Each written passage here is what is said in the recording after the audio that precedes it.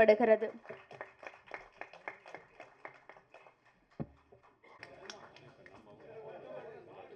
லிங்குசாமி அவர்கள் மரியாதை செலுத்துவார்கள்.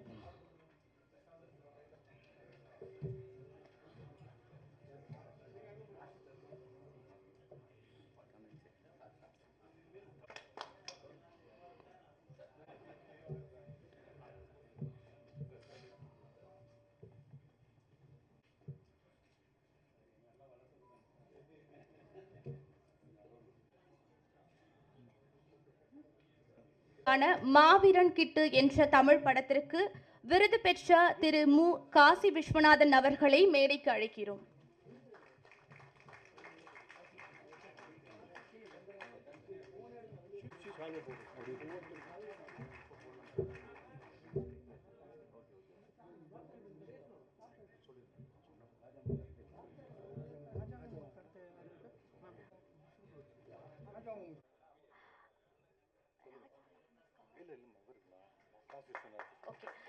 அடுத்ததாக பெப்சியின் சார்பாக காசி விஸ்வநாதன் அவர்களுக்கு மரியாதை செலுத்தப்படுகிறது.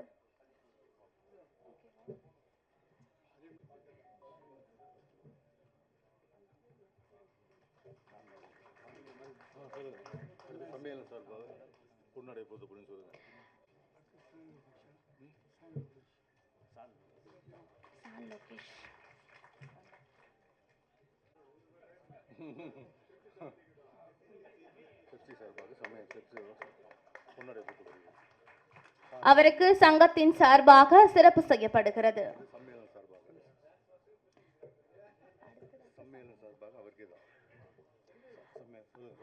அடுத்ததாக சம்மேளனத்தின் சார்பாக திரு ஜே. சான் லோகேஷ் அவர்களுக்கு மரியாதை செய்யப்படுகிறது.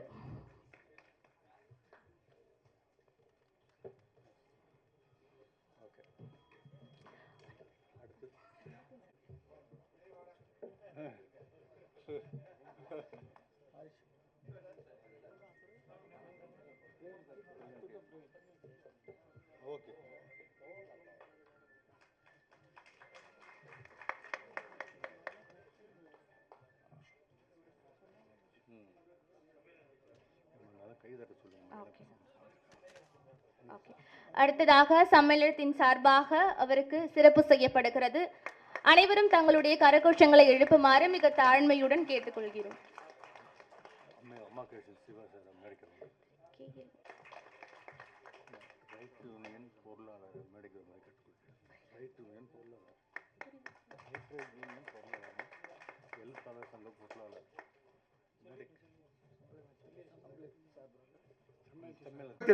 ஆண்டு ஆகஸ்ட் திங்கள் 6ஆம் நாள் தீநகரில் உள்ள வெங்கடேஸ்வர கல்யாண மண்டபத்தில் 86 உறுப்பினர்களை கொண்ட படத்தொகுப்பாளர் சங்கத்தின் முதல் பொதுக்குழு கூடியது. வயதில் மூத்தவரும் மிகப்பெரிய படத்தொகுப்பாளராகிய அமரர் திரு ஜி. ஜோஷி அவர்கள் தலைமையில் எப்போதும் எங்கள் இடத்தில் விட்டிருக்கின்ற அமரர் திரு MS மணி அவர்கள் பொதுச் செயலாளராகவும் தேர்ந்தெடுக்கப்பட்ட சங்கம் இன்று 54ஆம் ஆண்டு வெற்றி நடைபெறுகிறது என்றால் அது மிகையாகாது. பல ஸ்டுடியோக்களில் தயாரிப்பாளர்களும் மாத சம்பளத்திற்கு பணிபுரிந்த படத்தொகுப்பாளர்களும் உதவியாளர்களும் சங்கத்தில் உறுப்பினராகி சங்கத்தை வலுப்பெற செய்தனர். தென்னிந்திய மொழி திரைப்படங்கள் அனைத்தும் சென்னையில் உருவானதால் இனம், மதம், மொழி மறந்து சகோதரர்களாக பழகி சங்கத்தை வலுப்பெற செய்தனர் என்பதை இப்போதும் நினைவில் கொள்கிறோம்.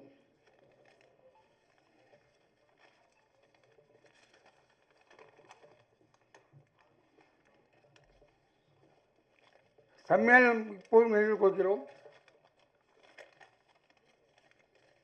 1973ஆம் ஆண்டு மும்பை மற்றும் கொல்கத்தாவைச் சேர்ந்த கலைத்துறை வல்லுநர்கள் மற்றும் அந்தந்த மாநிலங்களைச் சேர்ந்த சம்மேளன பிரதிநிதிகள் கலந்து கொண்டு தென்னிந்திய திரைப்பட தொழிலாளர் சம்மேளனத்தை அகில இந்திய சினிமா தொழிலாளர் மாமன்றத்துடன் இணைக்க சென்னையில் நடத்திய மாபெரும் மாநாடு என்றென்றும் நமது மனதில் அழியா இடம்பெற்றிருக்கும்.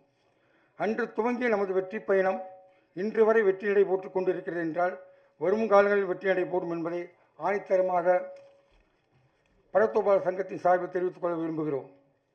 தமிழ், தெலுங்கு, மலையாளம், கன்னடம் படத்தொகுப்பு செய்கின்ற உறுப்பினர்கள் அந்தந்த மாநிலத்திலிருந்து பணியாற்றினாலும் இன்னும் எங்கள் சங்கத்தில் உறுப்பினராக இருந்து கொண்டு தென்னிந்திய திரைப்பட தொழிலாளர் சங்கத்திற்கு பெருமை சேர்த்துக் கொண்டிருக்கிறார்கள்.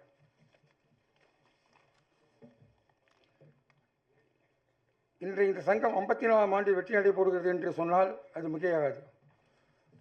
காரணம், பெப்சி ஆரம்பித்தப்போ மறக்க முடியாத ஒரு 3-4 பேர் நான் இப்போ நிமாய் கோஷ் அவார்டுன்னு சொன்னாங்களே, இந்த நிமாய் கோஷ் என்ற ஒரு கல்கத்தா சிங்கம், நான் சின்ன பையன் நேரத்தில் ஒரு பைய தோளில் மாட்டிக்கிட்டு அந்த தொழிலாளர் ஒற்றுமை சேர்த்தது முதல் மனுஷன் அவர்.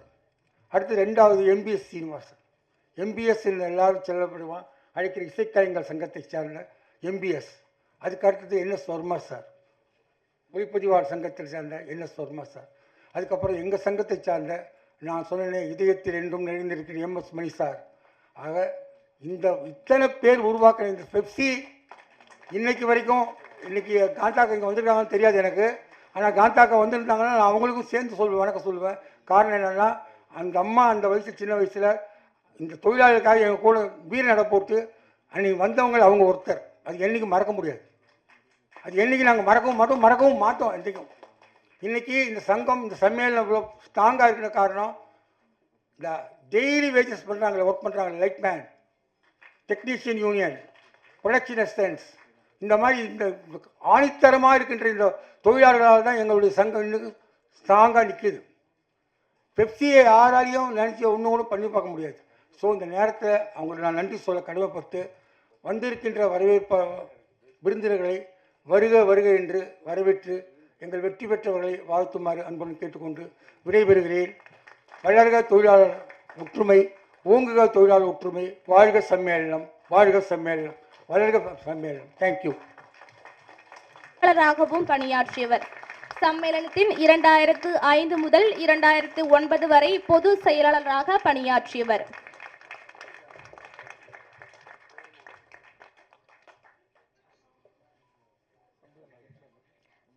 அவருக்கு சம்மேளனத்தின் சார்பாக விருதுகள் மரியாதை செய்யப்படுகிறது.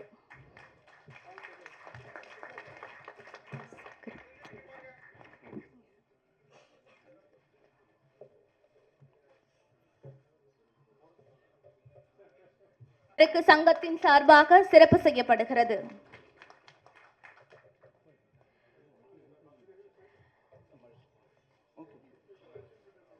அடுத்ததாக சம்மேளனத்தின் சார்பாக சிறப்பு செய்யப்படுகிறது.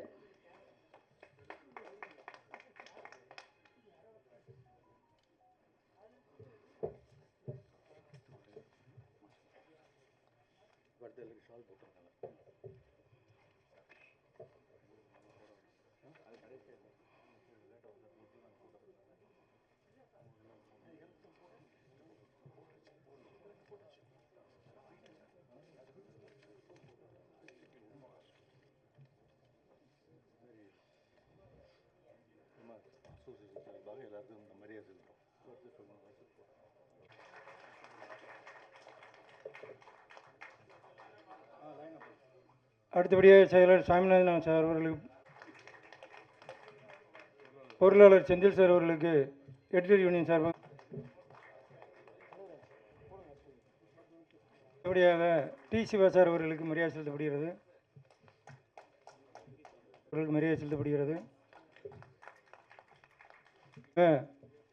சீகா கேமரா யூனியன் செக்ரட்டரி இளவரசி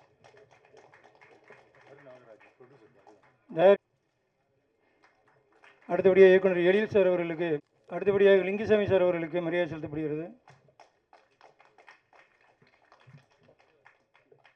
அடுத்தபடியாக இயக்குனர் நித்திலன் அவர்களுக்கு மரியாதை செலுத்தப்படுகிறது.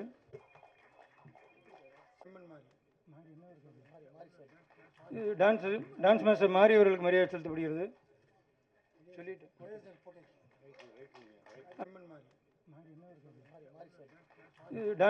டான்ஸ் மாஸ்டர் மாரி அவர்களுக்கு மரியாதை செலுத்தப்படுகிறது.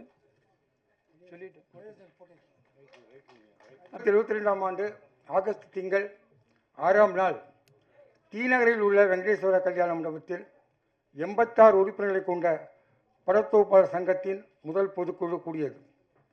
வயதில் மூத்தவரும் மிகப்பெரிய படத்தொகுப்பாளராகிய அமரர் திரு ஜிடி ஜோஷி அவர்கள் தலைமையில் எப்போதும் எங்கள் இல்லத்தில் வீட்டிருக்கின்ற அமரர் திரு எம்எஸ் மணி அவர்கள் பொதுச் செயலாளராகவும், தேர்ந்தெடுக்கப்பட்ட இந்த சங்கம் இன்று 54ஆம் ஆண்டு வெற்றி நடை போடுகிறது என்றால் அது மிகையாகாது. பல ஸ்டுடியோக்களில் தயாரிப்பாளர்களும் மாத சம்பளத்திற்கு பணிபுரிந்த படத்தொகுப்பாளர்களும் உதவியாளர்களும் சங்கத்தில் உறுப்பினராகி சங்கத்தை வலுப்பெற செய்தனர். தென்னிந்திய மொழி திரைப்படங்கள் அனைத்தும் சென்னையில் உருவானதால் இனம், மதம், மொழி மறந்து சகோதரர்களாக பழகி சங்கத்தை வலுப்பெற செய்தனர் என்பதை இப்போதும் நினைவில் கொள்கிறோம்.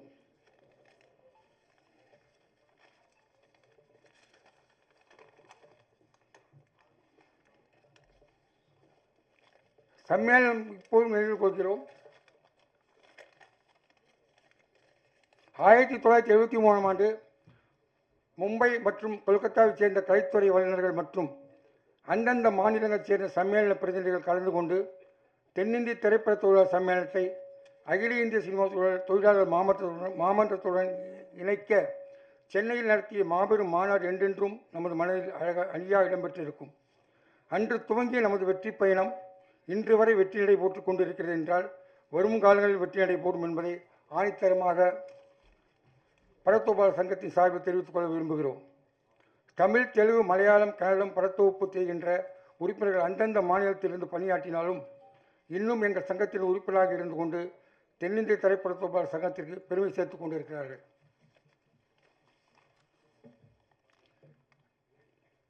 இன்று இந்த சங்கம் 54ஆம் ஆண்டு வெற்றி நடை போடுகிறது என்று சொன்னால் அது மிகையாகாது. காரணம், பெப்சி ஆரம்பித்தப்போ மறக்க முடியாத ஒரு 3-4 பேர் நான் இப்போ நிமாய் கோஷ் அவார்டுன்னு சொன்னாங்களே, இந்த நிமாய் கோஷ் என்ற ஒரு கல்கத்தா சிங்கம், நான் சின்ன பையன் நேரத்தில் ஒரு பைய தோளில் மாட்டிக்கிட்டு அந்த தொழிலாளர் ஒற்றுமை சேர்த்தது முதல் மனுஷன் அவர். அடுத்து 2வது MBS சீனிவாசன். MBS எல்லாரும் செல்லப்படுவான், அழைக்கிற இசைக்கலைஞர் சங்கத்தை சார்ந்த MBS. அதுக்கு அடுத்தது NS வர்மா சார், ஒளிப்பதிவாளர் சங்கத்தில் சேர்ந்த NS வர்மா சார். அதுக்கப்புறம் எங்கள் சங்கத்தை சார்ந்த நான் சொன்னேன் இதயத்தில் என்றும் நிறைந்திருக்கிற MS மணி சார். ஆக இந்த இத்தனை பேர் உருவாக்கின இந்த பெப்சி இன்னைக்கு வரைக்கும், இன்னைக்கு காந்தாக்கா இங்கே வந்திருக்காங்கன்னு தெரியாது எனக்கு, ஆனால் காந்தாக்கா வந்திருந்தாங்கன்னா நான் அவங்களுக்கும் சேர்ந்து சொல்லுவேன், வணக்கம் சொல்லுவேன். காரணம் என்னென்னா, அந்த அம்மா அந்த வயசு சின்ன வயசில் இந்த தொழிலாளர்களுக்காக எங்கள் கூட வீர நட போட்டு அன்றைக்கி வந்தவங்க அவங்க ஒருத்தர். அது என்றைக்கும் மறக்க முடியாது. அது என்றைக்கு நாங்கள் மறக்கவும் மாட்டோம் என்றைக்கும். இன்றைக்கி இந்த சங்கம், இந்த சம்மேளனம் இவ்வளோ ஸ்ட்ராங்காக இருக்கிற காரணம், இந்த டெய்லி வேஜஸ் பண்ணுறாங்களே, ஒர்க் பண்ணுறாங்களே, lightman, technician union, production assistance, இந்த மாதிரி இந்த ஆணித்தரமாக இருக்கின்ற இந்த தொழிலாளர்களால் தான் எங்களுடைய சங்கம் இன்னும் ஸ்ட்ராங்காக நிற்கிது. பெப்சியை யாராலையும் நினச்சி ஒன்று கூட பண்ணி பார்க்க முடியாது. ஸோ இந்த நேரத்தில் அவங்களுக்கு நான் நன்றி சொல்ல கடமைப்பட்டு வந்திருக்கின்ற வரவேற்ப விருந்தினர்களை வருக வருக என்று வரவேற்று எங்கள் வெற்றி பெற்றவர்களை வாழ்த்துமாறு அன்புடன் கேட்டுக்கொண்டு விடைபெறுகிறேன். வளர்க தொழிலாளர் ஒற்றுமை, ஓங்குக தொழிலாளர் ஒற்றுமை, வாழ்க சம்மேளனம், வாழ்க சம்மேளனம், வளர்க சம்மேளனம். தேங்க்யூ. தென்னிந்திய திரைப்பட தொகுப்பாளர் சங்கம் 2026, 2029ஆம் ஆண்டிற்கான புதிய நிர்வாகிகள் மற்றும் தமிழ்நாடு மாநில திரைப்பட விருதுகள் வென்ற உறுப்பினர்களுக்கு சிறப்பு செய்தல் இரண்டையும் சேர்த்து விழாவாக நடத்த சங்கம் முடிவெடுத்து இந்த விழாவினை எங்களுடைய சம்மேளன தலைவர் திரு R.K. செல்லுமணி சார் அவர்கள் தலைமையில் நடத்த முடிவு செய்தோம்.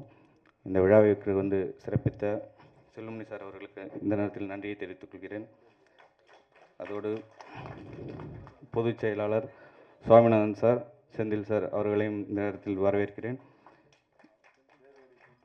இயக்குனர் சங்கத்தை சார்ந்த திரு பேரரசு சார் அவர்கள், எழில் சார் அவர்கள், லிங்குசாமி சார் அவர்கள், நித்திலன் சார் அவர்களையும் இந்த நேரத்தில் வருக வருக என வரவேற்கிறோம். தயாரிப்பாளர் சங்கத்திலிருந்து வந்திருக்கக்கூடிய தனஜயன் சார், கருணாகரஜன் சார்,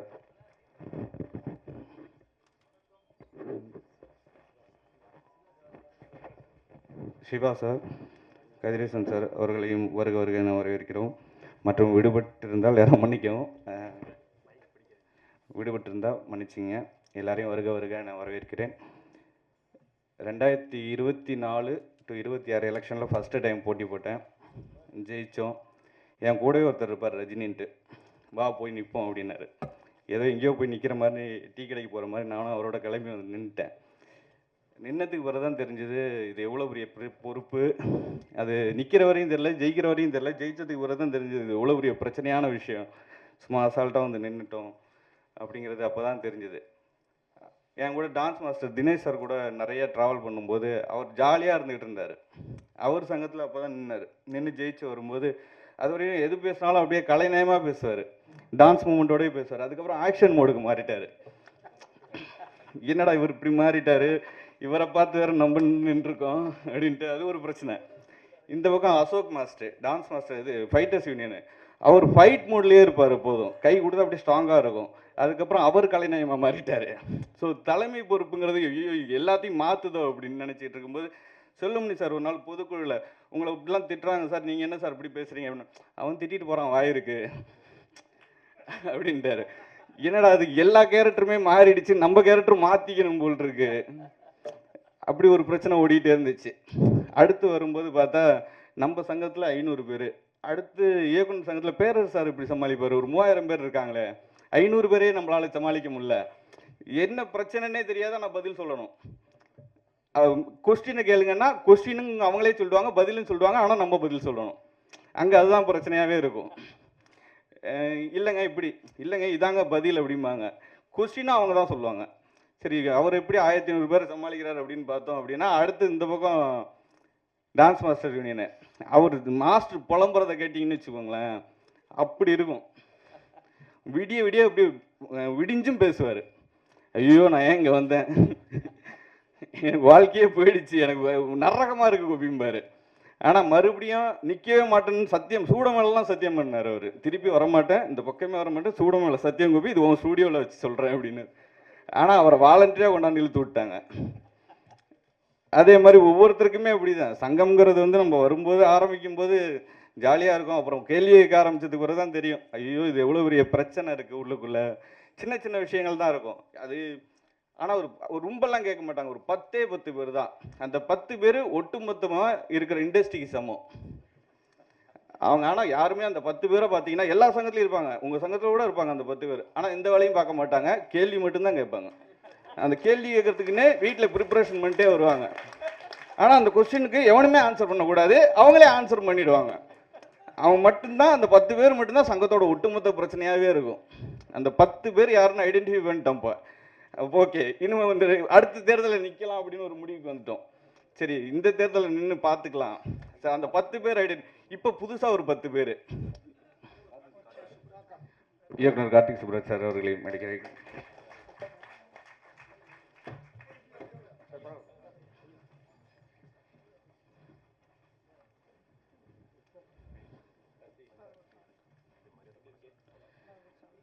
சங்கம் சார்பாக கார்த்திக் சுப்ராஜ் சார் அவர்களுக்கு மரியாதை செலுத்தப்படுகிறது.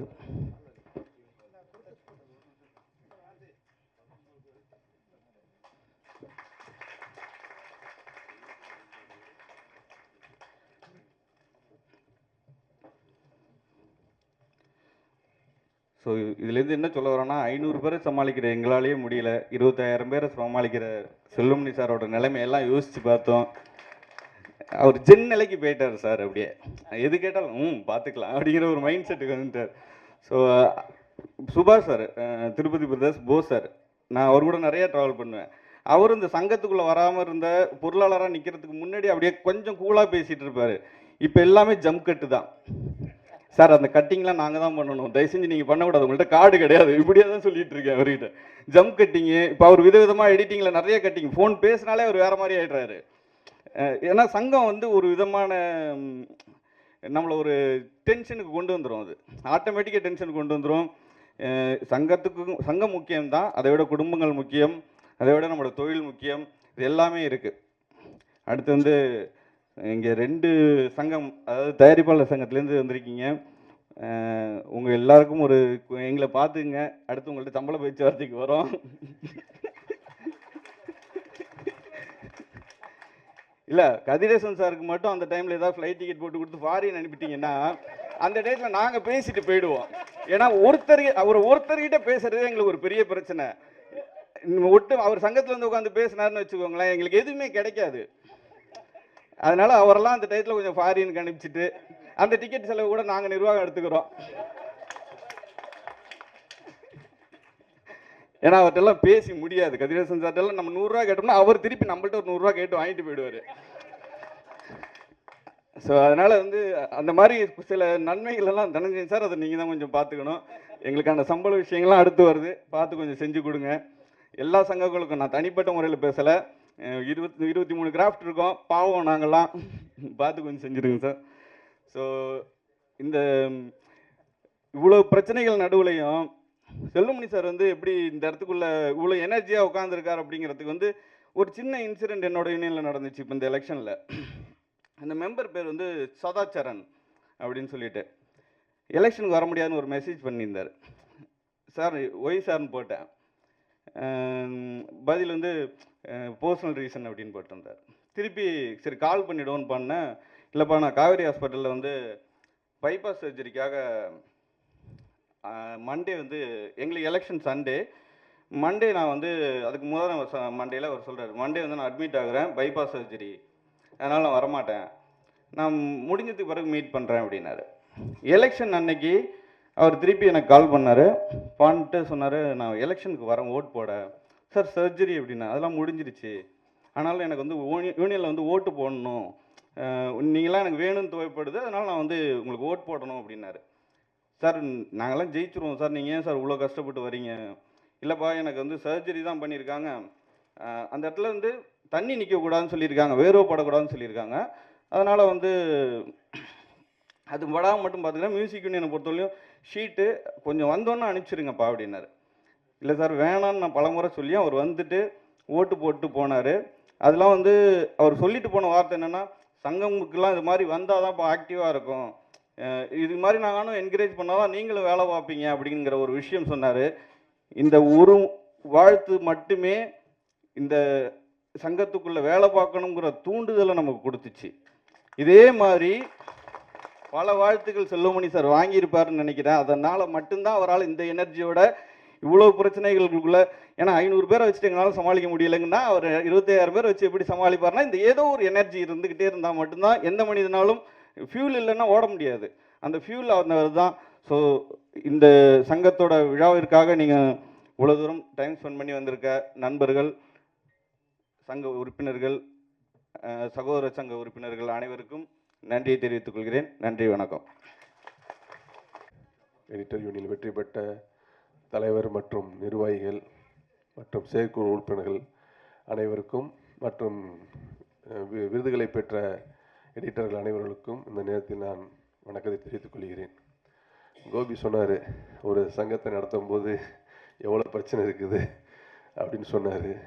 2வது டைம் தான் வந்திருக்காரு, 2வது டைமுக்கே வந்து அவ்வளோ டயர்டாக இருக்கார் அப்படின்னா, ஸோ பல சங்கத்தை நடத்தக்கூடியவங்க எவ்வளோ போராடி வந்திருப்பாங்க.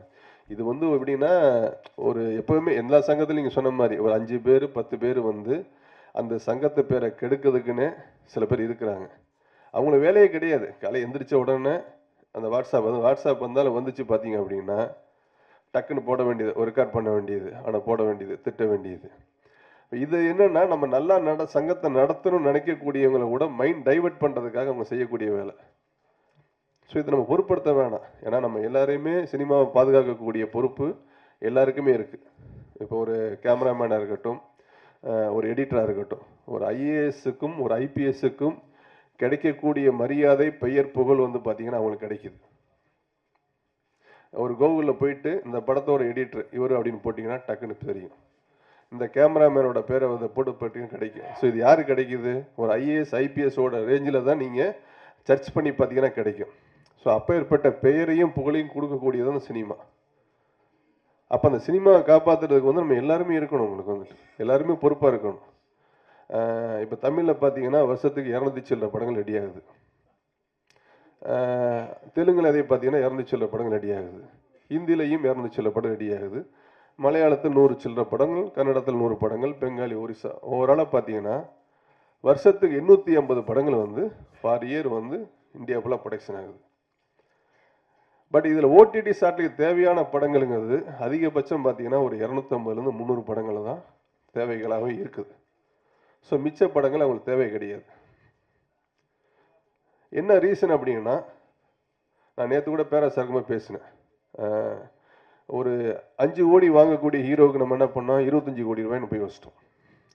ஒரு 10 கோடி ரூபாய்க்கு வாங்கக்கூடிய ஹீரோவுக்கு ஒரு 50 கோடி ரூபாய்னு பண்ணி வச்சிட்டோம். ஸோ ஓடிடிக்கு வந்து ஒரு கார்பரேட் கம்பெனி ஒரு வருஷத்துக்கு ஒரு 500 கோடி இன்வெஸ்ட் பண்ணாங்கன்னா அவங்களுக்கு ஒரு பிரேக் அவுட் இருக்கணும், இல்லை ஒரு ப்ராஃபிட் இருக்கணும். ஸோ லாஸுக்கு அவங்க பண்ண மாட்டாங்க. நம்ம என்ன பண்ணிட்டோம், ஒரு 10 கோடி விற்கக்கூடிய ஒரு ஓடிடி சேட்டலைட் படத்தை வந்து 40 கோடி 50 கோடி போட்டு போட்டு போட்டு விற்று, ஸோ இப்போ அந்த கம்பெனிக்காரங்க எல்லாமே என்ன பண்ணிட்டாங்க, டோட்டலாக ரிவர்ஸ் ஆகிட்டாங்க. இன்றைக்கி இந்தியாவில் இருக்கக்கூடிய படங்கள் 60% படங்கள் வந்து ஓடிடி சேட்டலைட் யாரும் வாங்குறது கிடையாது. ஆல்மோஸ்ட் முடிஞ்ச படங்களுக்கு சொல்கிறேன், முடிஞ்ச படங்களுக்கு விலையும் வந்து ரொம்ப கட்டாக பண்ணி கேட்குறாங்க. ஸோ மிச்ச வருஷம் இப்போ சொன்னால் தமிழில் 200 படம் ரெடியானு வச்சுங்களேன், அதில் ஆல்மோஸ்ட் 150 படம் வந்து சின்ன படம் தான். ஏ கேட்டகரி பி கேட்டகரின்னு பார்த்தீங்கன்னா அது ஒரு 50 படம் இருக்கும். மிச்சம் 10 கோடி கீழே இருக்கக்கூடிய படங்கள் பார்த்தீங்கன்னா 150 படங்கள் சின்ன படங்கள் தான். இந்த 200 படங்கள் எவ்வளோ வெற்றி ஆகுது, ஒரு 18% 15% வெற்றி ஆகுது. ஸோ 10% படம் வந்து பிரேக்கன் ஆகுது. மிச்சம் ஓவராலாக பார்த்தீங்கன்னா 70% படங்கள் வந்து ஒன்று லாஸ் ஆகுது, இதாகுது. ஆனால் இதையும் தாண்டி எப்படி வந்து ஒரு டெக்னீஷியனாக வந்தால் ஜெயிக்கணும்னு நினைக்கிற மாதிரி தான் தயாரிப்பாளரும் இந்த படத்தில் ஜெயிச்சிட மாட்டோமா, அடுத்த படத்தை ஜெயிச்சிட மாட்டோமா, அப்படி தான் போராடி பண்ணிக்கிட்டு இருக்காங்க. அதே மாதிரி ஒரு தயாரிப்பாளர் ஜெயிச்சிட்டாருன்னா அவர் கொண்டு போய் ப்ராப்பர்ட்டியில் வாங்க மாட்டார், நடிகரோட ப்ராப்பர்ட்டி வாங்குவாங்க. ஆனால் அந்த பிடிச்சி என்ன பண்ண அடுத்து இமீடியட் ஒரு 3 படம் பூஜை போடுவார், திரும்ப ஒரு தொழில் தான் பண்ணுவார். ஆனால் அப்போ அந்த தொழிலாளிகள் வந்து என்ன நினைக்கணும், தயாரிப்பாளரையும் காப்பாற்றுறதுக்காக. ஏன்னா சில எடிட்டர்கள்லாம் பார்த்தீங்கன்னா என்ன சொல்கிறேன்னா 23 கிராஃப்ட் இதை தாண்டி பல லட்சம் பேருக்கு ஒரு தயாரிப்பாளர் வேலை கொடுக்குறாப்புல. ஆனால் அந்த தயாரிப்பாளருக்கு வந்து சரியான மரியாதை சில பேர் கொடுக்குறதுன்னு சொல்லி பார்த்தீங்கன்னா பல தயாரிப்பாளர் வந்து சங்கத்தில் கம்ப்ளைண்ட்டாகவே கொடுத்துருக்காங்க. என்னென்னு கேட்டால் சார் அவர் காமிக்கக்கூடாங்கிறாரு, பண்ணக்கூடாங்கிறாரு. என்ன இருந்தாலும் காசு போகிற முதலாளி தானே. ஒரு 5 லட்ச ரூபாய்க்கு நீ நகையை வச்சு அடகு வாங்க போனீங்கன்னா எவ்வளோ ஃபார்மாலிட்டி இருக்குது. அதுக்கே ஆதாரம் கொடுங்க, அதை கொடுங்கன்னு வண்டி போடுங்க, வெயிட் விழுந்துச்சுன்னா எனக்கு இவ்வளோ தான் கொடுப்போம், அது 3 மாதம் திருப்பி கொடுத்தோன்னு சொல்லி. அப்போ ஒரு படத்துக்கு படம் வாங்கி ஒரு 25 லட்ச ரூபா 50 லட்ச ரூபாய் கடை வாங்குறீங்கன்னா தெரியும், சிவா சாருக்கெல்லாம் தெரியும் எத்தனை பொருள் நோட்டு கொடுக்கணும், எத்தனை செக்கு கொடுக்கணும், எத்தனை பிளாங்க் பேப்பர் கொடுக்கணும். அப்போல்லாம் கொடுத்து தான் வர்றாங்க. என்னென்னா சினிமாவில் ஒரு பேஷன், இதில் ஜெயிச்சிட மாட்டோமா அதில் ஜெயிச்சிட மாட்டான்னு சொல்லி. அதெல்லாம் சினிமாவில் பாதுகாக்கக்கூடிய பொறுப்பு தயாரிப்பாளர்களுக்கு மட்டும் கிடையாது, இயக்குநர்களுக்கு இருக்குது, ஒட்டுமொத்தமான 23 கிராஃப்ட்டுகளுக்கு இருக்குது. அதனால் இனிமேல் வரக்கூடிய படங்கள் என்ன சொல்கிறேன்னா 50 நாள் படங்கள்லாம் ஷூட்டிங் பிளான் பண்ணாதீங்க. குறைஞ்சபட்சம் சின்ன படங்கள் ஒரு 30 நாள் 30 நாள் பிளான் ப்ரீ ஒர்க்ஸ் பண்ணிக்கோங்க, கண்டென்ட் பேஸ் பண்ணுங்கள். ஸோ இப்போ ஒரு வருஷ காலமாக பார்த்தீங்க அப்படின்னா தமிழ் சினிமாவில் வந்து ட்ரெண்டு மாதிரி ஒரு கண்டென்ட் பேஸ் கதை பேஸாக வந்துக்கிட்டு இருக்கு. கதாநாயகர்கள்ங்கிற மாதிரி வந்து கதையாக வந்துக்கிட்டு இருக்கு உங்களுக்கு. இப்போ கேரளாவில் வந்து பார்த்தீங்கன்னா அதே மாதிரி பண்ணிக்கிட்டு இருக்காங்க. கேரளா அதே மாதிரி ஒரே ஷெட்யூல் போகிறாங்க, பிளான் பண்ணி முடிச்சுறாங்க உங்களுக்கு வந்து. இனிமேல் எல்லாருமே பார்த்தீங்கன்னா நான் கூட சொல்கிறேன், இனிமேல் பெரிய படம் எடுக்க மாட்டேன், நான் 5 கோடி 6 கோடி படம் எடுக்க முடிவு விட்டுட்டேன் உங்களுக்கு வந்துட்டு. எதுக்கு போய் நம்ம எங்கேயோ உழைச்சி யாருக்கோ போய் கொடுத்து எதுக்கு ட்ராவல் ஆகிக்கிட்டு இருக்கிறோம் உங்களுக்கு. அதனால் பாதுகாக்கக்கூடிய எடிட்டர் யூனியன், அதாவது ஒன்று பார்த்தீங்கன்னா படம் எடுக்கும்போது டைரக்டர் சில ஷார்ட்ஸை மிஸ் பண்ணிடலாம், கேமராமேன் சில ஷார்ட்ஸை மிஸ் பண்ணிடலாம். ஆனால் அதை மேட்ச் பண்ணி ஒரு வாய்ஸ் ஓல கட்ட கொடுத்து கொண்டு வரலான்னு பண்ணக்கூடிய எடிட்டர், அதையும் பேலன்ஸ் பண்ணக்கூடியவர் ஆர்ஆர்எல் மியூசிக் டைரக்டர். ஸோ இது எல்லாம் சேர்ந்தால் தான் ஒரு சினிமா வெற்றிங்கிறது. அதனால் அந்த பங்களிப்பு எடிட்டர் யூனியனுக்கு இருக்குது. நீங்களும் சிறந்த நல்லபடியாக பண்ணுங்கள். நன்றி, வணக்கம். மேடையில் விட்டிருக்கும் பெரியோர்களுக்கும் இங்கு வந்திருக்கும் அனைத்து படத்தொகுப்பாளர்களுக்கும் என்னுடைய இனிய காலை வணக்கம். முதல்ல வெற்றி அடைஞ்சு இன்றைக்கி பதவி ஏற்றுருக்கிற கோபி சார், அதுக்கு பிறகு வந்து Umashankar sir and Ashok Mehta sir எல்லோருக்கும், vice presidents, joint secretaries, EC members எல்லோருக்கும் என்னுடைய வாழ்த்துக்கள். என்னை வந்து கோபி வந்து நல்லா கோத்து விட்டு போகிறாரு. அதாவது அவர் வந்து கொடுக்க மாட்டாராம் சம்பளம். நான் வந்து என்ன செல்லுமணி சார், நம்ம தனஞ்சயன் வந்து அப்படியே ஃப்ரீயாக கொடுத்துருவாரு அப்படின்றாரு. நாளைக்கு நம்ம மீட்டிங் நெகோசியேஷனையும் எனக்கு கூட மாட்டார் கதிரை சார். நீ வந்து உட்காராத, நிறைய சம்பளத்தை போட்டு கொடுத்துரு அப்படின்னு சொல்லி கொடுப்பதற்கு. கோபி அதை நம்ம குவைட்டாக நமக்குள்ளே பேசிக்கலாம், எவ்வளோ மினிமம் சம்பளம் நம்ம என்ஷூர் பண்ணி ஆகணும் எடிட்டர்ஸ்க்கெல்லாம் அப்படின்னு சொல்லிட்டு. என்னை பொறுத்தவரையும் ஒரு திரைப்படம் பல பேர் சொன்னது தான், ஒரு திரைப்படம் ஷூட்டிங் ஸ்பாட்டில் மட்டும் உருவாகலை, எடிட்டிங் ஸ்பாட்டில் தான் உருவாகுது. எடிட்டிங்கில் தான் எடிட்டர்ஸ் தான் ஒரு திரைப்படத்தை கொடுக்குறீங்க. என்னை பொறுத்தவரையும் நான் வந்து 3 பேர்கிட்ட தான் ட்ராவல் பண்ணிகிட்டே இருப்பேன் நான் ஒரு தயாரிப்பாளராக. அங்கே வந்து ஒரு ப்ரொடக்ஷன் மேனேஜர் என்னுடைய ப்ரொடக்ஷனை கண்ட்ரோல் பண்ணுறதுக்கு, எப்படி காஸ்ட்டை கண்ட்ரோல் பண்ணுறதுக்கு டைரக்டர், எடிட்டர்கிட்ட தான் உட்காந்துட்டே இருப்பேன். தொடர்ந்து எடிட்டர் வந்து எப்படி எனக்கு படத்தை கொண்டு வந்து கொடுக்குறாரு, என்ன கதை நம்ம கேட்டோமோ அந்த கதை மாதிரி டைரக்டர் எடுத்துகிட்டு இருக்காரா. ஏன்னா டைரக்டர் வந்து சினிமாட்டோகிராஃபர் வந்து டைரக்டர் சொன்ன மாதிரி எடுத்து தரப்போறாரு. ஆனால் ரியலாக ஒரு எடிட்டர் வந்து எனக்கு ஃபீட்பேக் கொடுத்துட்டே இருப்பார். என்னோட எல்லா எடிட்டர்ஸும் எனக்கு வந்து ஃபோன் பண்ணி சொல்லிகிட்டே இருப்பாங்க. எவ்ரிடே எனக்கு வந்து இப்போ லவ்னு ஒரு படத்தை நாங்கள் பண்ணிகிட்ருக்கோம். அந்த படம் முடியும் போது எவ்ரிடே எனக்கு ஸ்ரீகாந்த் சார் வந்து நைட்டு கால் பண்ணுவார், 11 மணிக்கு கால் பண்ணுவார். சார் ஃபுட் ரஷ் வந்துடுச்சு, நான் பார்த்தேன், நல்லா வந்துட்டுருக்கு. அதுதான் எனக்கு ஒரு நிம்மதியாக இருக்கும். சரி, நல்ல படம் வந்துட்டுருக்கு, நல்லா எடுத்துகிட்டு இருக்காங்க அப்படின்னு. ஒரு எடிட்டருடைய ரெஸ்பான்சிபிலிட்டி அவ்வளோ பெருசாக இருக்குது. அவர் இல்லைன்னா திரைப்படமே கிடையாது. அப்படிப்பட்ட ஒரு முக்கியமான பதவியில், முக்கியமான பொறுப்பில் நீங்கள்லாம் இருக்கீங்க. என்னை பொறுத்தவரையும் சம்பளங்கள் வரும்போது you all deserve the best. Actually பார்த்தீங்கன்னா டைரக்டர், மியூசிக் டைரக்டர், சினிமாட்டோகிராஃபருக்கு ஒரு பெஸ்ட்டான சேலரி எல்லோருக்குமே வந்து எடிட்டருக்கு கண்டிப்பாக கொடுக்கணும். ஆனால் படத்தை வந்து இவ்வளோ ரஷ்ஷஸ் வந்து அந்த ரஷ்ஷஸ் எல்லாம் தலைமையில் எடுத்துக்கிட்டு அதை கரெக்டாக அசம்பிள் பண்ணி ஒரு சிறப்பான படைப்பாக உருவாக்கி ஒரு தயாரிப்பாளருக்கு காமிக்கும்போது ரஃப் மியூசிக் எல்லாம் போட்டு அந்த ஒரு படைப்பு எப்படி வந்து ஒரு டைரக்டர் விரும்பினாரோ அந்த மாதிரி படத்தை காமிக்கிறது நீங்கள் தான். ஒரு நம்பிக்கையை கொடுக்கறதே, ஒரு தயாரிப்பாளருக்கு நம்பிக்கை கொடுக்கறதே படத்தொகுப்பாளர் தான். அப்படிப்பட்ட ஒரு பொறுப்பில் இருக்கிற நீங்கள், யூ டிசர்வ் த பெஸ்ட். நீங்கள் வந்து என்றைக்குமே இதே மாதிரி இன்னும் சிறப்பாக பணியாற்றிட்டே இருக்கணும். ஒரு திரைப்படம் வெற்றி அடையத்துக்கு நீங்கள் உதவி பண்ணணும். இந்த நேரத்தில் 2 விஷயம் மட்டும் நான் சொல்ல விரும்புகிறேன். படத்தொகுப்பாளர் அனைவருக்கும் ஒரே கோரிக்கை என்னென்னா, படம் நீங்கள் சைன் பண்ணும்போது ஸ்பாட் எடிட் இல்லாமல் படத்தை நீங்கள் அக்செப்ட் பண்ணிக்காதீங்கன்னு உங்களை ரிக்வெஸ்ட் பண்ணுறேன். ஏன்னா இன்றைக்கி நிறைய பேட்ச் ஒர்க் வரதுக்கு காரணமே வந்து ஸ்பாட் எடிட் இல்லாமல் அங்கே அவங்க எடுத்துகிட்டு டைரக்டர் எடுத்துகிட்டு வந்த பிறகு எடிட்டில் பார்த்துட்டு இது இல்லை, அந்த ஷாட் இல்லை, இந்த ஷாட் இல்லைன்னு வருது. இன்றைக்கி நிறைய படங்களுக்கு ஸ்பாட் எடிட் நடந்துகிட்ருக்கு. ஆனால் அதை கம்பல்சரி பண்ணுங்கன்னு உங்களை எல்லோரும் நான் வந்து கேட்டுக்கிறேன். நீங்கள் வந்து ரிக்வெஸ்ட் பண்ணுங்கள், சார் என்ன சார் ஒரு ஸ்பாட் எடிட்டருக்கு வந்து 2500 ரூபாய் நீங்கள் வந்து பாட்டா கொடுக்க போகிறீங்க, அவர் அங்கே வரப்போகிறாரு, அதுக்கான காஸ்ட் ரொம்ப கம்மி. ஆனால் அந்த ஸ்பாட்லேயே இருந்துக்கிட்டு நீங்கள் வந்து கண்டிப்பாக பெரிய லெவலில் வேல்யூ எடிஷன் பண்ண முடியும் உங்கள் அசிஸ்டன்ட் மூலமாக. ஒரு ஃபுட்டேஜும் பார்த்து கரெக்டாக என்ன அந்த சீனில் என்ன எடுக்கணுமோ அதை எடுத்து முடிச்சிருங்க. அதை வந்து பெண்டிங் வைக்க வேணாம், ஷார்ட்ஸ் பெண்டிங் வைக்க வேணாம். இன்றைக்கி நிறைய திரைப்படங்கள் இருக்கிற பிரச்சனையே பார்த்தீங்கன்னா பேட்ச் ஒர்க்குன்னு 10 நாள் 15 நாள் அப்படின்னு திருப்பி காஸ்ட் வரது தான். அதுக்கு காரணமே வந்து இந்த ஸ்பாட் எடிட் இல்லாமல் டைரக்டருடைய கான்ஃபிடென்ஸில் ஒரு படம் பண்ணும்போது என்ன ஆகுதுன்னா, எடிட்டர் இல்லாமல் அந்த இடத்துல சினிமாட்டோகிராஃபர் டைரக்டர் சொன்னதை பண்ணி கொடுத்துட்றாங்க. ஃபைனலாக வரும்போது இவ்வளோ பேட்ச் இருக்குது, பேட்ச் ஒர்க் இத்தனை நாள் பண்ண வேண்டியிருக்குன்னு நிறைய பேர் கிண்டல் பண்ணிகிட்டே இருக்காங்க. பேட்ச் ஒர்க்குன்னு 10 நாள் பண்ணுறாங்க, 15 நாள் பண்ணுறாங்கன்னு. அது நடைபெறாமல் இருக்கணும் அப்படின்னா கண்டிப்பாக நீங்களாம் அதை வந்து ஒரு ரிக்வெஸ்ட்டாக முதல்ல சைன் பண்ணும்போதே சொல்லிவிடுங்க, சார் ஸ்பாட் எடிட்டரோட தான் நான் பண்ணுவேன் அப்படின்னு சொல்லிட்டு. இப்போ நாங்கள் இந்த படத்தை எடுத்து முடிச்சிருக்கோம், நம்ப மாட்டீங்க, ஒரு பேட்ச் ஒர்க்கும் இல்லை, கம்ப்ளீட்டாக வந்து ஸ்பாட் எடிட்டரோட ஸ்ரீகாந்த் சார் எவ்ரிடே சொல்லிகிட்டே இருந்தார். அந்த டைரக்டருக்கு வந்து கிளியராக தெரியும் என்ன எடுத்து முடிக்கணும்னு சொல்லிட்டு. 42 நாளில் படத்தை எடுத்து முடிக்கிறோம், ஸ்பாட் எடிட்டில் எல்லாம் பண்ணி படமாக ஃபைனலாக காமிக்கிறாரு. காமிச்ச உடனே ஒன்றுமே பேட்ச் ஒர்க்கே இல்லை. நான் கேட்டேன், இல்லை சார் பர்ஃபெக்டாக வந்துருச்சு, எல்லாமே கரெக்டாக எடுத்து கொடுத்துட்டாங்க அப்படின்னு. ஒரு சின்ன படத்துக்கு இதெல்லாம் மிகப்பெரிய சப்போர்ட். நீங்கள் பேட்ச் ஒர்க்குன்னு இன்னும் 3 நாள் கேட்டிங்கன்னா அதுக்கு ஒரு 4 லட்ச ரூபா செலவு பண்ணணுன்றது பெரிய சிக்கல். ஏன்னா பேட்ச் ஒர்க்குன்னா அவ்வளோ சிம்பிள் இல்லை. கேமரா வேணும், யூனிட் வேணும், ஆர்ட் டைரக்டர் வேணும், எல்லாரும் வேணும், அப்புறம் ஆர்டிஸ்ட் வரணும், அவங்களுடைய அசிஸ்டன்ட் சம்பளம் கொடுக்கணும், ட்ராவல் கொடுக்கணும், அப்புறம் ஃபுட்டு கொடுக்கணும்னு வரும்போது பேட்ச் ஒர்க்கே பெரிய காஸ்ட் ஆகிடும். ஸோ அப்படிப்பட்ட விஷயங்களை தவிர்க்கணும்னா நீங்கள் கண்டிப்பாக ஸ்பாட் எடிட்டில் நீங்கள் வந்து ஃபோக்கஸ் பண்ணுங்கன்னு உங்களை ரிக்வெஸ்ட் பண்ணுறேன். அட் த சேம் டைம் நிறைய இங்கே எடிட்டர்ஸ்க்கு வந்து இன்றைக்கி ஒரு விஷயம் என்னென்னா, ட்ரெய்லர் இன்றைக்கி வந்து ஒரு மிகப்பெரிய தாக்கத்தை ஏற்படுத்துதுன்னு உங்கள் எல்லாருக்கும் நான் தெரியப்படுத்த விரும்புகிறேன். ஒரு ட்ரெய்லர் எடிட் எவ்வளோ முக்கியம், இதை வந்து நிறைய எடிட்டர்ஸ் வந்து அதை ஃபோக்கஸ் பண்ணலையோ அப்படின்னு தோணுது. இன்றைக்கி என்ன ஆகுதுன்னா, ஒரு படத்துக்கு ஒரு ட்ரெய்லர் எடுக்கிறதுக்கு ஒரு ட்ரெய்லர், படத்துக்கு ஒரு எடிட்டர், படத்தை ட்ரெய்லர் பண்ணுறதுக்கு இன்னொரு எடிட்டர் அப்படின்னு சொல்லிட்டு அவருக்கு ஒரு எக்ஸ்ட்ரா சம்பளம் கொடுக்க வேண்டிய சுச்சுவேஷனில் இன்றைக்கி தயாரிப்பாளர்கள் இருக்கும். நாங்கள் எப்படின்னா, நம்ம எடிட்டரால் வந்து ட்ரெய்லர் பண்ண முடியல, அப்போ என்ன பண்ணுறது, வேறு வழி இல்லை, ட்ரெய்லர் உருவாக்குறதுக்கு இன்னொரு எடிட்டர் நம்ம ஹையர் பண்ணுவோம். அவருக்கு வந்து சம்பளங்கள் பார்த்தீங்கன்னா லட்சங்களை கேட்குறாங்க. 1 லட்சம் கம்மி கிடையாது, 2 லட்சம் கம்மி கிடையாது. ஸ்பாட் எடிட், அதாவது ஒரு ட்ரெய்லர் உருவாக்குறதுக்கு, டீசர் ட்ரெய்லர் உருவாக்குறதுக்கு 1 லட்சம் 2 லட்சம் கொடுங்க அப்படின்றது வந்து என்னை பொறுத்தவரை வந்து ஏன் எடிட்டருக்கு தெரியாமல் எப்படி அவரால் பெட்டராக ஒரு ட்ரெய்லர் பண்ண முடியும்? அப்போ ஏதோ ஒரு விஷயம் நடக்க மாட்டேங்குது.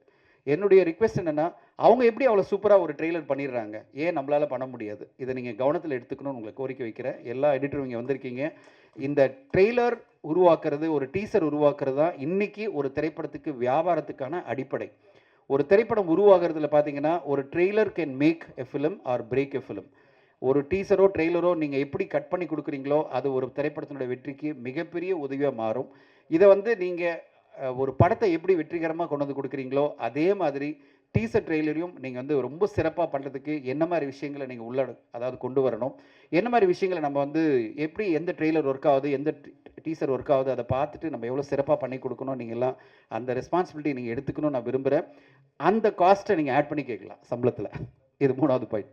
சார், நீங்கள் வெளியில் போய் டீசர் ட்ரெய்லர் ஒரு ஆளுக்கு கொடுக்கணுன்னா 1 லட்சம் கொடுக்க போகிறீங்க, அதை எனக்கு எக்ஸ்ட்ராவாக கொடுங்க, நான் சூப்பராக பண்ணித்தரேன் அப்படின்னு சொல்லிட்டு அதுக்கான எஃபர்ட்டை நீங்கள் எடுத்து பிரமாதமான டீசர் ட்ரெய்லரும் கொண்டு வந்து கொடுக்கணும். ஒரு திரைப்படத்துக்கான ட்ரெய்லர் எடிட்டர் மட்டும் கிடையாது எங்களுக்கு. ஒரு எடிட்டர்னா ஒரு திரைப்படத்தினுடைய கம்ப்ளீட் ப்ரொமோஷன் வரையும் நீங்கள் தான் எல்லாம் பண்ணி கொடுக்கணும். அப்படிப்பட்ட ரெஸ்பான்சிபிலிட்டி நீங்கள் எடுத்துக்கணும்னு உங்களை எல்லாரும் கேட்டுக்கிறேன். வெற்றி பெற்ற அனைத்து உறுப்பினர்களுக்கும் என்னுடைய வாழ்த்துக்கள். எடிட்டர்கள் ஒரு திரைப்படத்தினுடைய வெற்றிக்கு மிகப்பெரிய பங்கு. அப்படிப்பட்ட பங்கு வந்து இன்றைக்கி ப்ரொமோஷன்லேயும் உங்களுடைய பங்கு பெருசாக இருந்து பெரிய லெவலில் சக்ஸஸ் பண்ணுறதுக்கு நீங்கள் உதவி பண்ணணும்னு கேட்டுக்கிறேன். அனைவருக்கும் நன்றி. Thank you so much.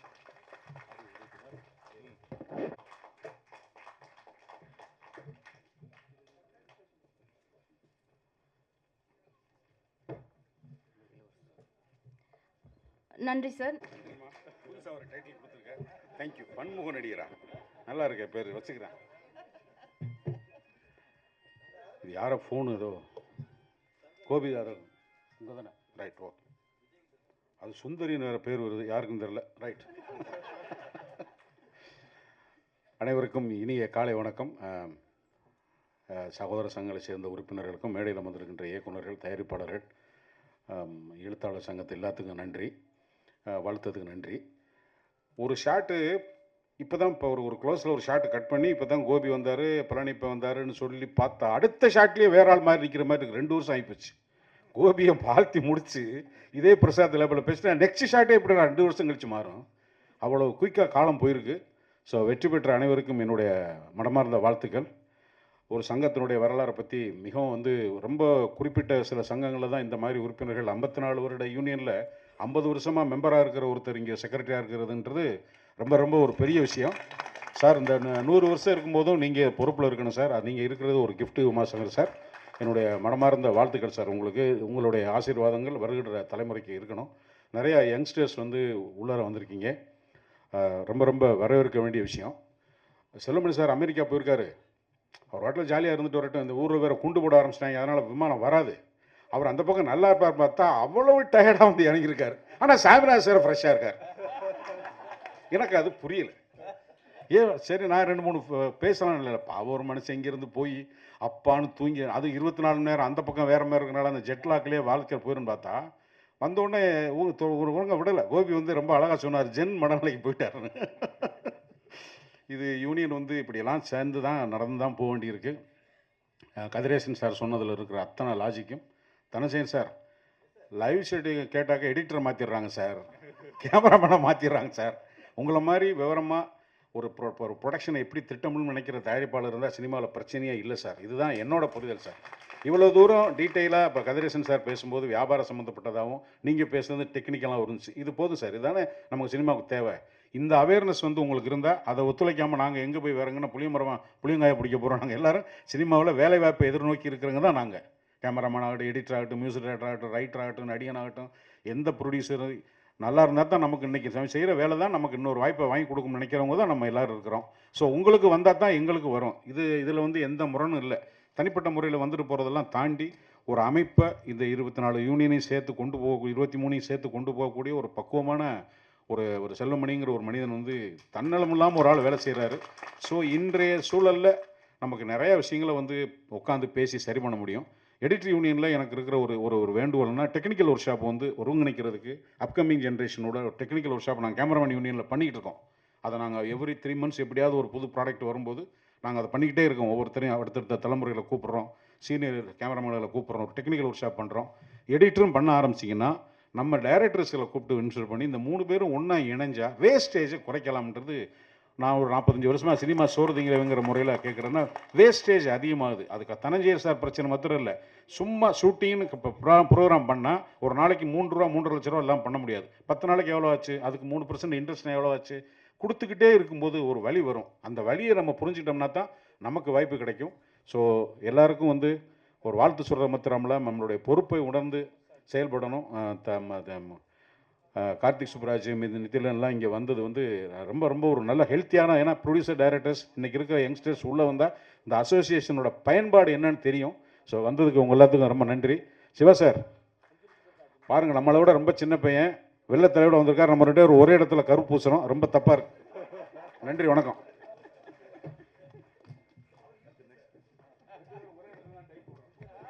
நன்றி சார். அடுத்ததாக தயாரிப்பாளர் திரு கரு நாகராஜன் சார் அவர்களை ஒரு சில வார்த்தைகள் பேச அழைக்கிறேன். ஒரு நிமிஷம்.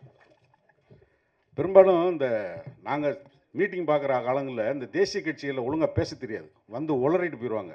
ரொம்ப நாவன்மையோடு பேச ஆரம்பித்தது வந்து நாகராஜன் சார் தான். அப்போ தான் கேட்க ஆரம்பித்தோம், ஓஹோ இப்படியெல்லாம் கூட ஒரு மொழி வளமையோட தேசிய கட்சியில் இருக்காங்களான்னு. அது வந்து நான் சொல்ல மறந்துட்டேன், சாரை சொல்ல நினச்சேன். சார் வாழ்த்துக்கள் சார், வாழ்த்துக்கள் சார். நீங்கள் தயாரிப்பாளருங்கிறது எங்களுக்கு இன்றைக்கி தான் சார் தெரியும். நன்றி சார்.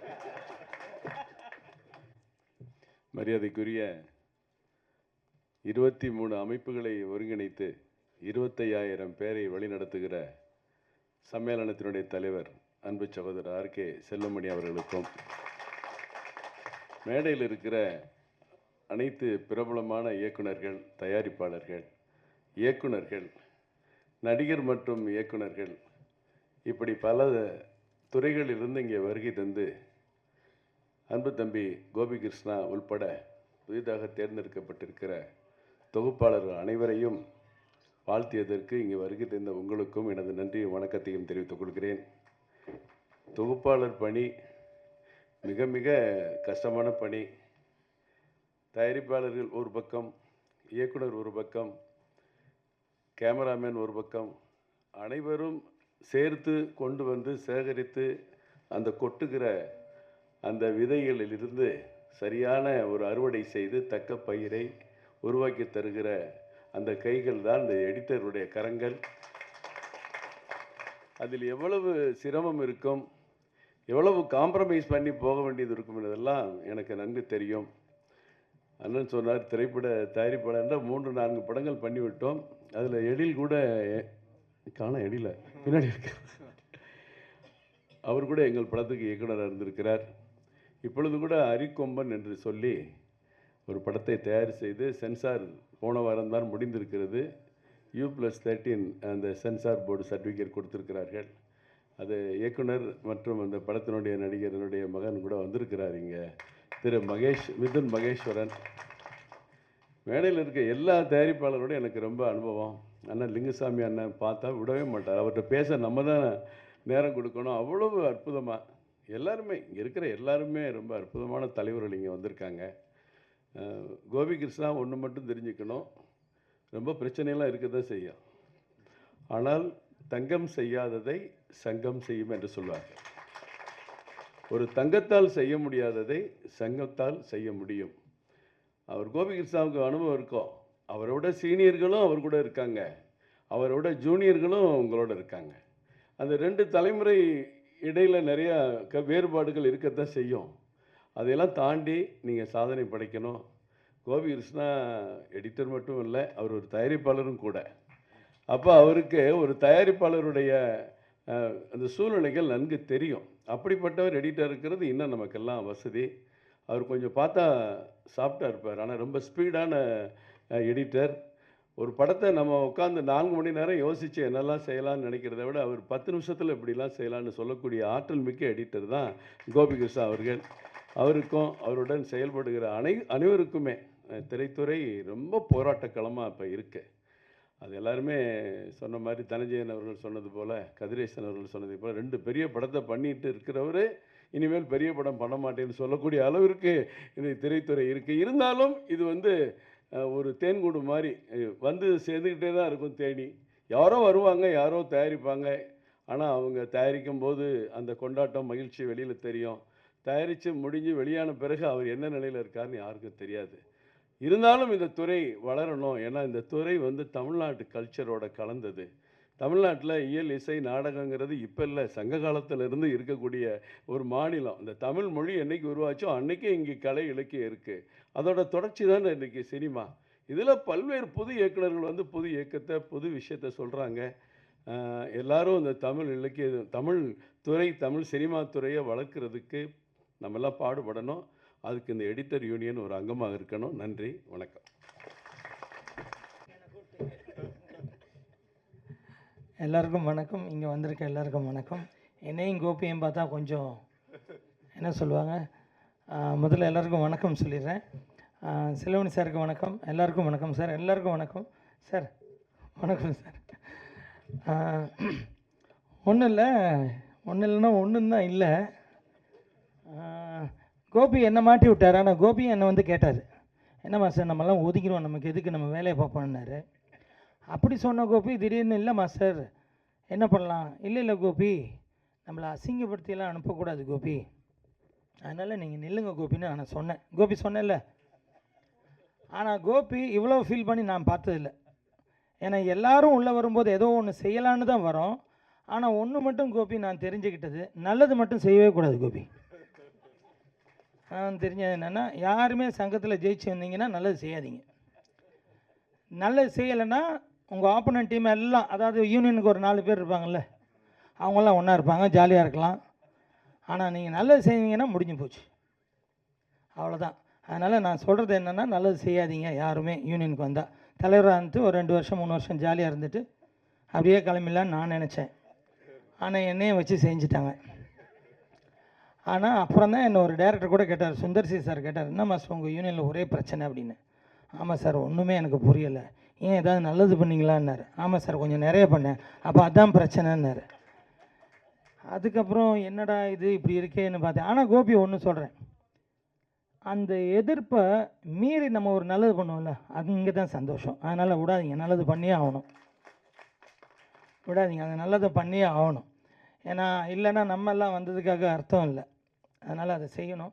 அது மாதிரி கோபி ரொம்ப ஃபீல் ஆகிட்டார் நடுவில். எனக்கு கோபி ரொம்ப நல்ல பழக்கம். ஏன்னா நான் குப்பை கதையிலேருந்து அதுக்கு முன்னாடி இருந்தே எனக்கு பழக்கம். குப்பை கதையெல்லாம் எடிட் பண்ணது கோபி தான். ஸோ கோபி எனக்கு அவ்வளோ நல்ல பழக்கம். 2 பேரும் அப்பப்போ எங்கேயாவது ஆஃபீஸில் உட்காந்து கொஞ்சம் டிஸ்கஸ் பண்ணுவோம், என்ன மாஸ்டர் நல்லது பண்ணலாமா, இது செய்யலாமா, அது செய்யலாமான்னு. ஆனால் 2 பேருக்கும் உள்ள பயம். நல்லதை நம்ம இங்கே மைக்கில் சொல்கிறோன்னு வைங்க, அவங்க சங்கத்தில் யூனியனில் முதல்ல நல்ல விஷயத்த சொன்னால் முதல்ல ஏஞ்சி கோபி சொன்ன மாதிரி ஒரு கேள்வி கேட்பான், இன்னொருத்தன் கேள்வி கேட்பான். அதாவது இந்த மாதிரி கேள்விகள்லாம் நம்ம எங்கேயுமே ஒரு கேட்டு கூட இருக்க மாட்டோம், யோசிச்சு கூட இருக்க மாட்டோம். அந்த மாதிரி கேள்வி தான் அந்த 4 பேர் கேட்பாங்க. ஏன்னா பதிலும் இப்படியெல்லாம் யோசிக்கிறாங்களேன்னு யோசிப்போம் நம்ம. அப்போ தான் எங்களுக்கே புரியாது, என்ன இப்படி ஒரு கேள்வி கேட்குறோம், நம்மளாலே பதில் சொல்ல தெரியலையே, முடியலையே அப்படின்னு. ஆனால் அந்த கேள்வியை கேட்டால் அவனுக்குமே பதில் தெரியாது. அந்த கேள்வியை நீங்கள் திருப்பி நீ சொல்கிறான்னா அவனுக்கும் தெரியாது. ஆனால் அங்கே கேள்வி கேட்க மட்டும் தான் தெரியும். என்ன கோபி கரெக்டாக? இந்த மாதிரி நிறைய அவஸ்தைப்பட்டோம். ஆனால் நான் அடித்தேன், ஃபைட் ஆக்ஷன் தான் சொன்னார். ஆனால் அது அப்படி ஒன்றும் இல்லை. ஏன்னா இங்கே நிறைய பேர் நான் சினிமாவில் பழகியிருக்கேன், இருந்திருக்கேன், வந்திருக்கேன். பட் அப்படியெல்லாம் ஒன்றும் நடக்கலை. ஆனால் எனக்கே ஆச்சரியம், இப்படியெல்லாம் சினிமாவில் போய் சொல்லி ஒருத்தரை காலி பண்ணி அனுப்புவாங்களான்றது தான் எனக்கு வருத்தம். சரி, அதாவது ஒருத்தரை காலி பண்ணணுன்னா எந்த எக்ஸ்ட்ரீம் வேணாலும் போகிறாங்களே, அது எப்படி ஆச்சரியமாக இருக்கே, ரொம்ப வியந்துட்டேன். பட் எனக்கு என்னென்னா, என்னை மீடியாக்கெல்லாம் போய் காலி பண்ணிட்டாங்க, என்னென்னவோ காலி பண்ணிட்டாங்க. ஆனால் எனக்கு ஆச்சரியம். ஆனால் எனக்கு ஆச்சரியம், பெரிய ஆச்சரியம் ஒரே ஒருத்தரை பார்த்து தான் எனக்கு பெரிய ஆச்சரியம்.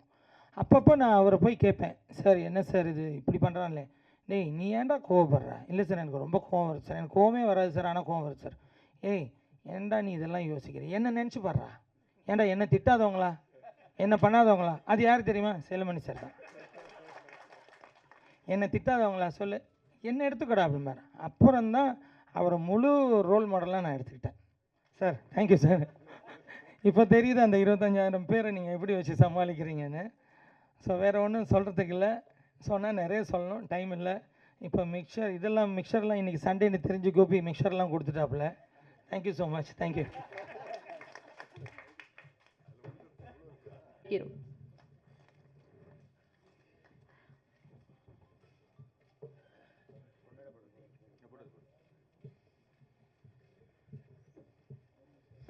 எல்லாருக்கும் வணக்கம். நைட்டு செல்வமணி சார் ஃபோன் பண்ணி நாளைக்கு ஒரு ஃபங்க்ஷன் இருக்குது வா அப்படின்னாரு. சரி சார் வரேன் சார் வந்தேன். எனக்கு ஆக்சுவலி என்ன ஃபங்க்ஷன்னே ஃபஸ்ட்டு உள்ள நடந்து அவார்டு, அதாவது இந்த மாநில விருது ஸ்டேட் அவார்டு வாங்கின எடிட்டர்ஸ் அவங்களுக்குலாம் வந்து நீங்கள் ஒரு மரியாதை செய்யணுன்னாங்க. சரி ஓகேன்னு வந்தேன். உள்ளே வந்து பார்த்தா ஸ்டேஜில் எவ்வளோ பேர் இருந்தாங்க, ஏதோ பேசுகிறாங்க, எனக்கு ஒன்றும் புரியல. அதனால் but congrats to all the editors who won the state award. I think editing வந்து ஒரு ஃபில்ம் மேக்கிங் அப்படின்ற ஒரு ப்ராசஸில் editing place a very very very very important ஒரு aspect. I think films R mat R என்ன சொல்கிறது, ஒரு படம் வந்து நல்ல படமாக மாறுறதும் ஒரு மோசமான படமாக மாறுறதும் எடிட் டேபிளில் தான். அண்ட் ஐ திங்க் எப்படி சினிமாட்டோகிராஃபர்ஸ் கூட வந்து நம்ம ரொம்ப க்ளோஸாக ஒரு டைரக்டராக வந்து ஒரு ப்ரீ ப்ரொடக்ஷன்லேருந்து ஒர்க் பண்ணி ஷூட் முடிகிற வரைக்கும் சினிமாட்டோகிராஃபர்ஸ் எந்த அளவுக்கு அவங்க அந்த திரைப்படத்தை வந்து அவங்களோட தோளில் சுமந்து கொண்டு வராங்களோ, அதுக்கப்புறம் போஸ்ட் ப்ரொடக்ஷன் வரும்போது எடிட்டரோட வேலையாக தான் அது மாறுது. அண்ட் எனக்கு இது வரைக்கும் நான் ஒர்க் பண்ண ஒவ்வொரு எடிட்டர்ஸ், நான் 4 எடிட்டர்ஸ் ஒர்க் பண்ணியிருக்கேன். லியோ ஜான் பால்மன் எடிட்டர் ஒர்க் பண்ணியிருக்கேன். விவேக் கிருஷ்ணன் கூட ஒர்க் பண்ணியிருக்கேன். Vivek Krishnan 1 national award for Jigarthanda எடிட்டிங்க்கு. அண்ட் ஷஃபீக் கூட ஒர்க் பண்ணியிருக்கேன். இப்போ கணேஷ் சிவா கூட ஒர்க் பண்ணியிருக்கேன். அண்ட் ஐ திங்க் எடிட்டர் வந்து I think it is very close to being like ஒரு டிரெக்டருக்கான ஒரு க்ரியேட்டிவ் ப்ராசஸும் ஸ்கிரிப்ட் மேலே அந்த நாலேஜ் இருந்தால் தான் ஒரு ப்ராப்பர் எடிட்டிங் வரும். அண்ட் எனக்கு இது வரைக்கும் நான் பண்ண படங்களில் நிறைய இடங்களில் வந்து நான் வந்து எழுதினப்பையும் கதை எழுதினப்பையும் அது படமாக ஷூட் பண்ணப்பையும் இருந்ததை விட ஒரு புது பெர்ஸ்பெக்டிவாக எனக்கு எடிட்டர்ஸ் கொடுத்துருக்காங்க நிறைய இடத்துல. ஸோ நம்ம வந்து யோசிக்காத சில விஷயங்கள், ஓகே இந்த கதையை எப்படி கூட பார்க்கலாமா, இந்த சீன் எப்படி கூட கன்சீவ் பண்ணலாமான்ற மாதிரி நிறைய விஷயங்கள் வந்து. ஸோ எனக்கு always I like to sit in the editing table along with editors and படத்தை. ஏன்னா அதுதான் நம்மளுக்கான ஸ்பேஸ். அதாவது வந்து ஒரு டைரக்டருக்குமே எடிட்டிங் டேபிளில் உட்காந்து படத்தை பார்க்குறதுன்றது வந்து ரொம்ப ஒரு க்ளோஸராக நம்ம வந்து ஒரு ஒரு குழந்தையோட நம்ம தனியாக வீட்டில் உட்காந்துருக்கிற மாதிரி ஒரு ஸ்பேஸ் அது. ஏன்னா வந்து ஷூட்டிங் அப்போ வந்து பரபரப்பாக இருக்கும், பல பிரச்சனைகள் இருக்கும். அதுன்னு பண்ணிட்டு ஏதோ ஒன்று பண்ணிட்டு வந்துடுவோம். அப்புறமேட்டு தான் தெரியும் இதில் இந்த பிரச்சனைலாம் இருக்கோ, ஐயோ இதெல்லாம் எடுக்கலை, இந்த ஷாட்லாம் எடுக்கலை அப்படின்ற மாதிரி. பட் ஆனால் எல்லாத்துக்கும் ஒருத்தன் வந்து அதெல்லாம் பிரச்சனை இல்லை சமாளிச்சலான்னு சொல்கிறாங்கன்னா அது எடிட்டர் மட்டும்தான் சொல்லுவாங்க. ஸோ அது எப்போவுமே அந்த நம்பிக்கை இருக்கும். எடிட்டர் மேலே பாரத்தை போட்டு அப்படின்ற மாதிரி நிறையா சீன் எடுத்திருக்கோம் நாங்கள்.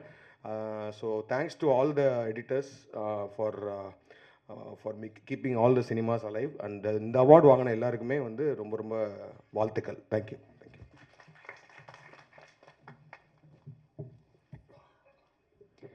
நன்றி சார். அடுத்ததாக தயாரிப்பாளர் டி சிவா அவர்களை ஒரு சில வார்த்தைகள் பேச அழைக்கிறோம்.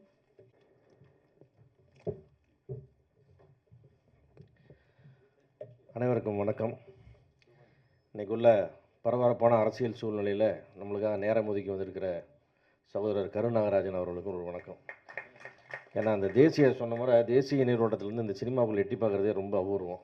அவர் தயாரிப்பாளர்னால வந்தாலும் கூட இன்றைக்கி வந்து நம்முடைய கருத்துக்களை எடுத்து சொல்லக்கூடிய ஒரு தகுதியான இடத்துல இருக்கார் அண்ணன். அதனால் நம்மளோட பிரச்சனைகளை கொஞ்சம் இந்த எலெக்ஷன்லாம் முடிச்சுட்டு கொஞ்சம் உங்களை கொஞ்சம் அதிகமாக டார்ச்சர் பண்ணலாம்னு இருக்கோம். ஏன்னா வந்து மாட்டிட்டீங்க, அதனால் அதை செஞ்சுருவோம் உங்களை. செல்லமணி, ஆமாம் நீ கொஞ்சம் ரெப்ரசன்டேஷன் வந்து முன்னெடுத்துக்குவேன். தயாரிப்பாளர் அவரை ஃபோக்கஸ் பண்ணி கொண்டு போயிடுவோம் நம்ம. அதில் உண்மையாகவே அவசியமாக எங்களுக்கு தேவைப்படுது.